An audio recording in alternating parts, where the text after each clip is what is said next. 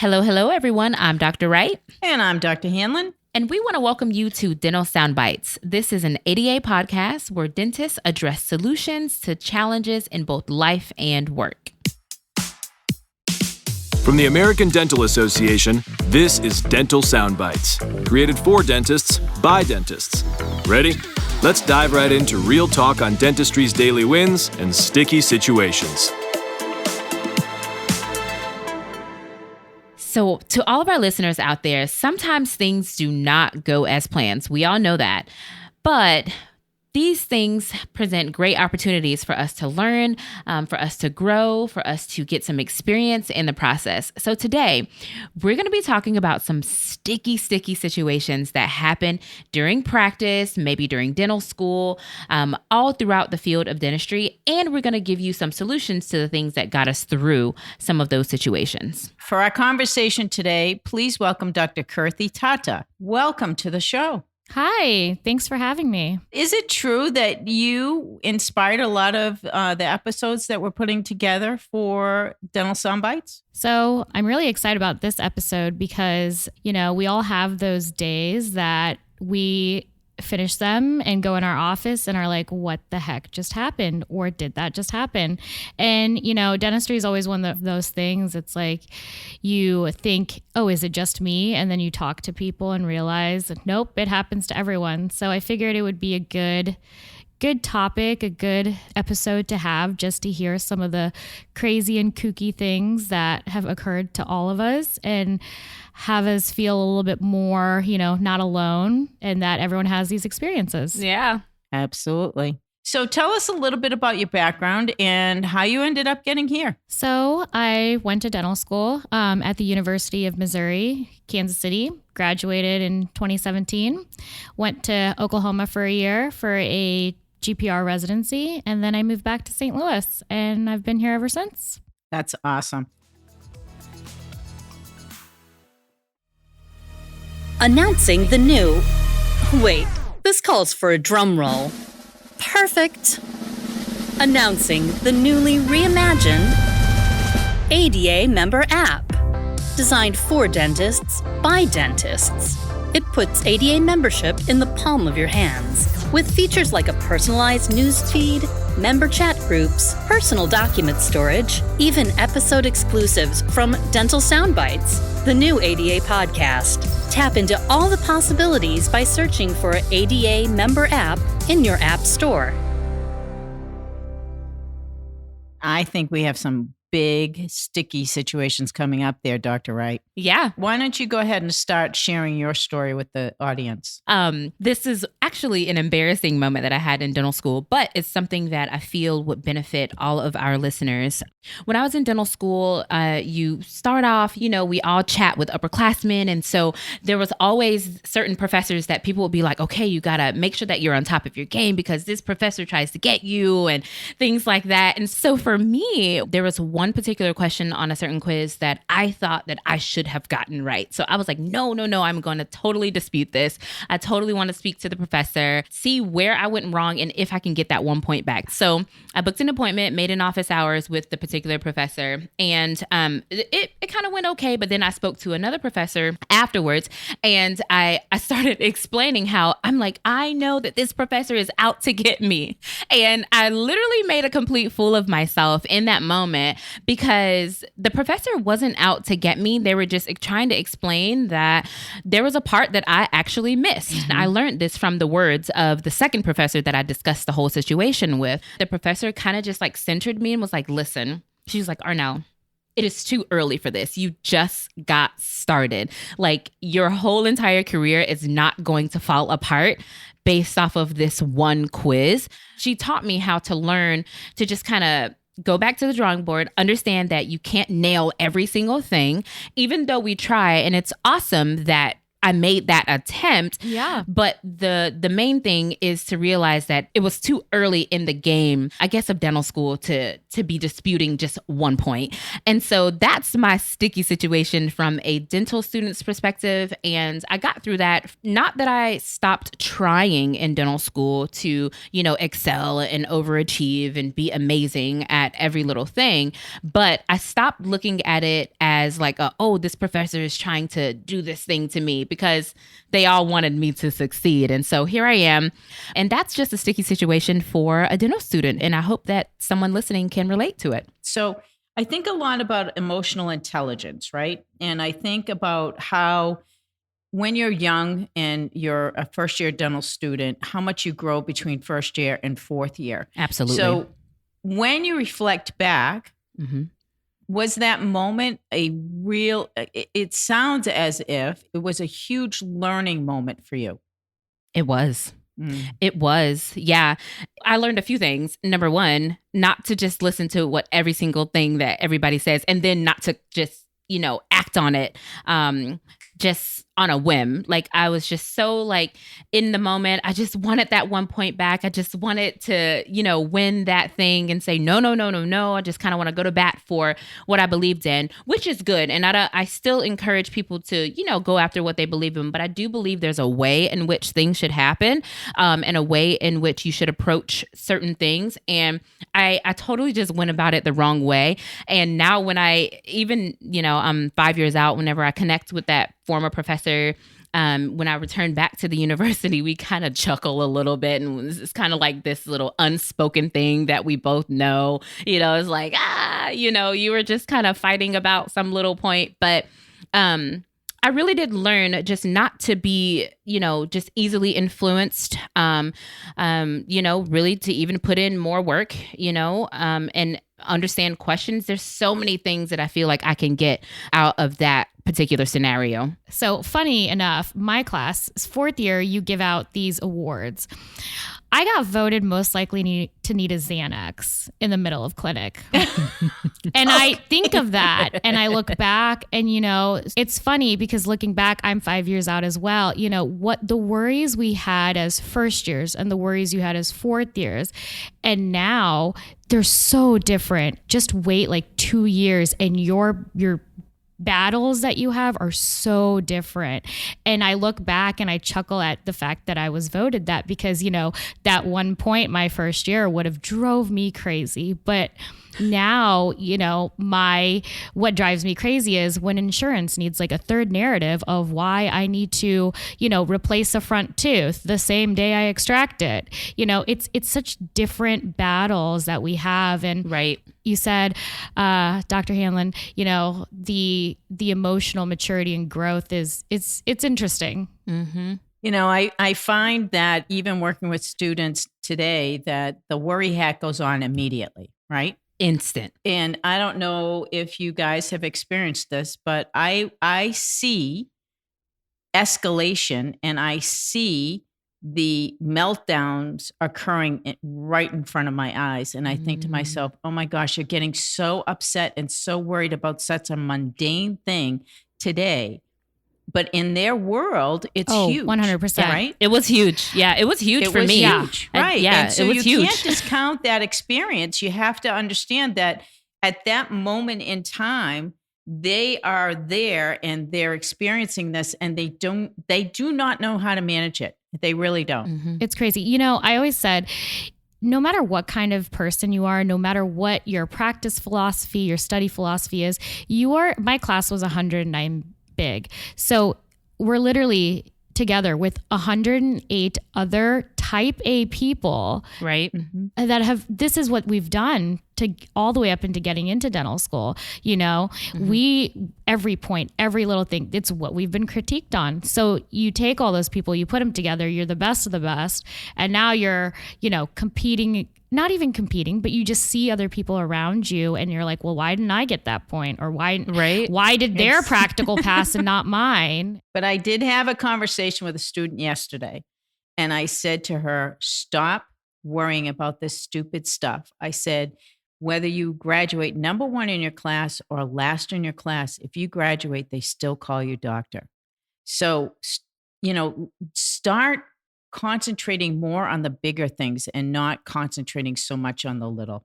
That's exactly what I took from that conversation. And I will say, MJ, like the words that you spoke to that student, they may not land with him or her right now.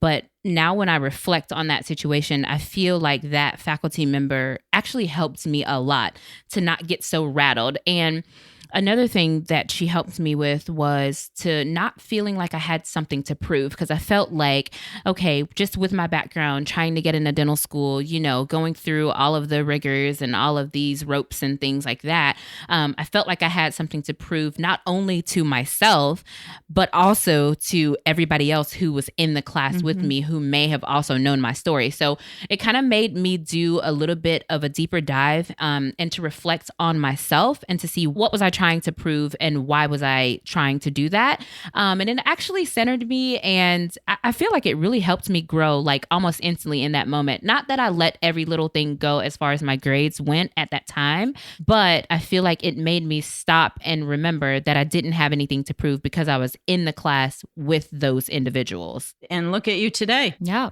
You quickly learn what's important and what's worth it. I feel like, especially between first and second year, I was that person again. I was that person, and it just overwhelms you. You can't keep up with it. It's not possible to sustain that and sustain, your sanity. So at some point in time, and I don't know how I came to this wisdom, but I would ask myself the night before any test, anything. And I would ask myself, did I do everything that I could within my power to prepare for this? And if I could tell myself yes, then whatever happens on that test, whatever happens on the practical happens. If I say no, then, it's on me. But then I would ask myself, why no? What did I do otherwise? And maybe something else wasn't more important, and you learn what interests you. I mean, I love orthodontists. I hate ortho for my whole life. Like not a single case will I touch. So, I did what I needed to do to get out of those classes and get done with them. But I put my interests in things that I liked and went above and beyond in those things. So I think, that's something you slowly grow, not only in dental school, but in practice as well. Agreed. Yep. Agreed. So Dr. Tata, why don't you share your story with us?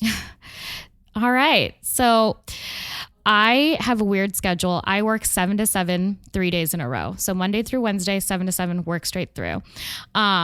So my Wednesday 5 o'clock appointment will make or break how my week goes. It will test me. So one day I decided to be brave, and I decided to see this. I had a 16-year-old or teenager, just finished ortho. And he didn't, unfortunately, not the best hygiene. And we had to essentially do quadrant dentistry in all 4 quads and multiple fillings. And he was anxious and he was curious. Mom did not want to go to, a sedation dentist. So I said I would try. Boy, did I try. So, it was 2-hour appointment. We scheduled it. It took me about 30 minutes to convince my patient that, nitrous will be great for you. Just put the nose on. We'll go slow. And if you don't like it, we can take it off. But I think it's going to help you, especially with the anxious tendencies, the very curious, very chatty, had a lot of questions. So we finally got the nitrous nose on him, and it was great. Somehow so one weird fact about me is I love Formula One racing. I think it's so cool. I mean, I want to drive one of those cars.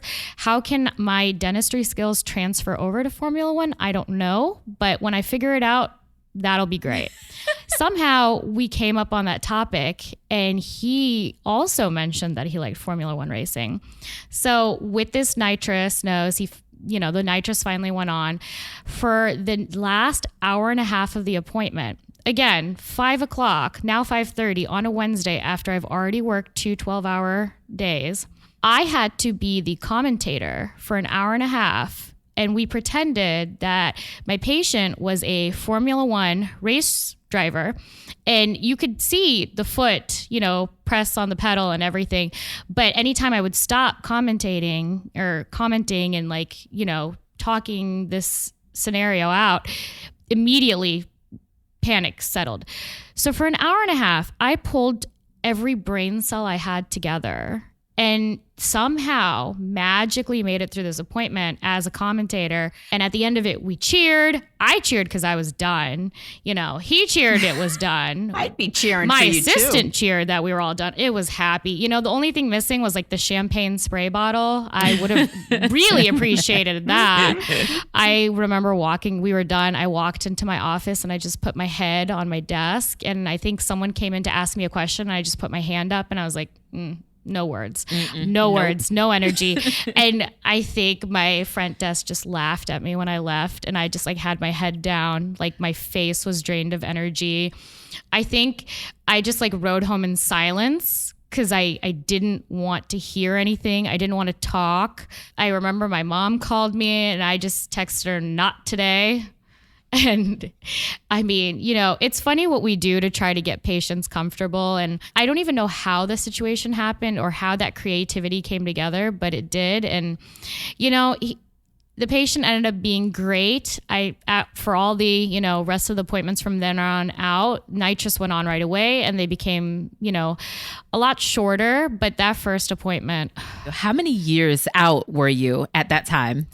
This was 2 months ago. Oh, okay. I was going to say because when we turn the curve, 5 years out, maybe you're like, absolutely not, If you asked me to do this, not even like 2 years ago, nope, wouldn't have happened. I would have referred right away.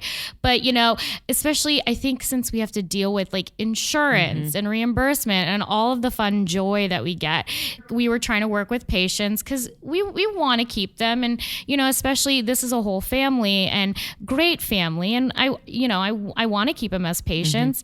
The one thing they don't teach you in school is how to talk to people and how to kind of the patient management, which we do get some patient management, but I find that there are little things you have to do or boundaries you have to draw, and you don't learn how to do that in school because because we're trying to get our requirements. Exactly. And exactly. And then we have other things that we're focusing on. And the same week I'm sure you guys could probably relate.